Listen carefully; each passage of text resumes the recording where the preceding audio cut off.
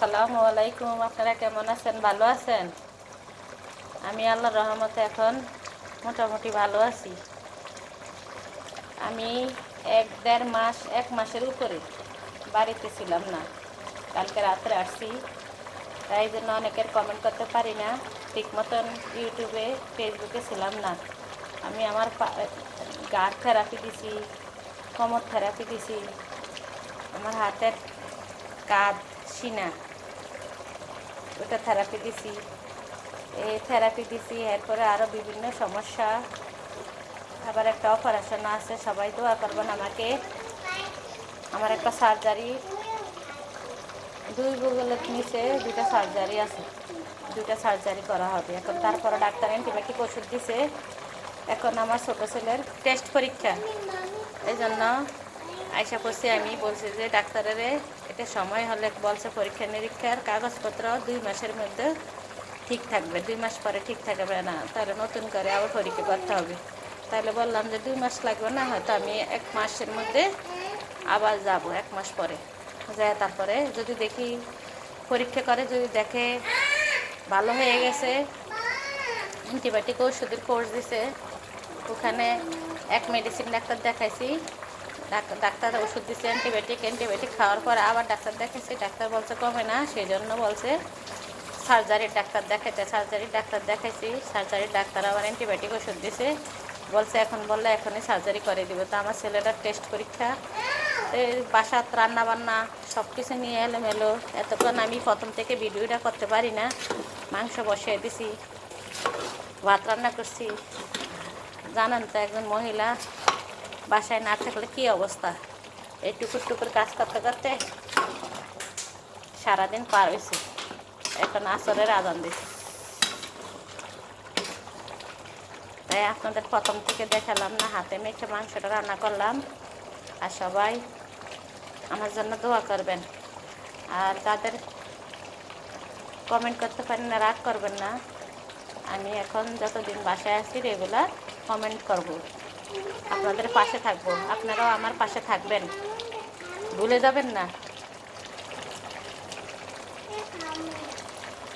ভুলে যাবেন না। আমি আপনাদের কাছে আছি, আপনারাও আমার পাশে থাকবেন। তাই আমি আপনাদেরকে বললাম যে আমি কালকে রাত্রে আসছি, আসার পরে আমি কিছু চ্যানেলে গেছি, কমেন্ট করছি। আর সবাই আমাকে দোয়া করবেন, আপনাদের দোয়ার মাধ্যমে অনেক কিছু লাগে। আমার পাওটা আগে ভালো ছিল না, পাওটাও এখন ভালো হয়ে গেছে। থেরাপি দিচ্ছি, থেরাপির পরে শরীরটাও অনেক দুর্বল ছিল, শরীর বাসায় বিছানা থেকে উঠতে পারি না। আমার বোনের কাছে গেছে, বোনে অনেক খেদমত করছে, ফল পাকড়ার কত কিছু আইনা সামনে কতক্ষণ পরে পরে খাওয়াইছে। এখন মোটামুটি সুস্থ আছে আল্লাহর রহমতে। ডাক্তারও দেখাইছি, ওষুধও খাইতে আসছি, ওষুধ নিয়েও আসছি। ডায়াবেটিস, রক্তের মধ্যে ডায়াবেটিস বেশি।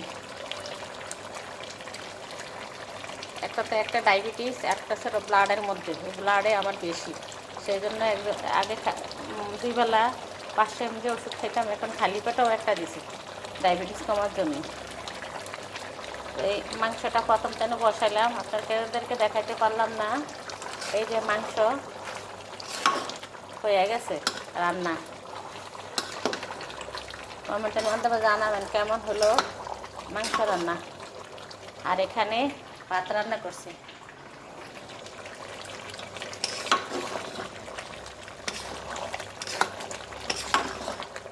এখানে 4.5 কেজি মাংস একসাথে রান্না করছি। বলবেন এতগুলো মাংস রান্না করছেন কেন?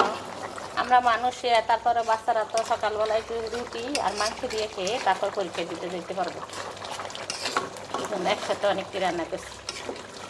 ওর আব্বু আবার একদিন রান্না করলে পরের দিন আবার খায় না, আমার অন্য তরকারি রান্না করতে হবে পরে, অল্প অল্প করে রান্না করবো। এমন তো বাচ্চারা মাংস পছন্দ করে, মাংস খাইতে ভালোবাসে। একটু আগুন কমিয়ে দেই, আর একটু হোক, আর একটু কষা কষা হোক, আর একটু নরম হোক। সবাই কমেন্টের মাধ্যমে জানাবেন কেমন হলো। আর সবাই ভালো থাকবেন,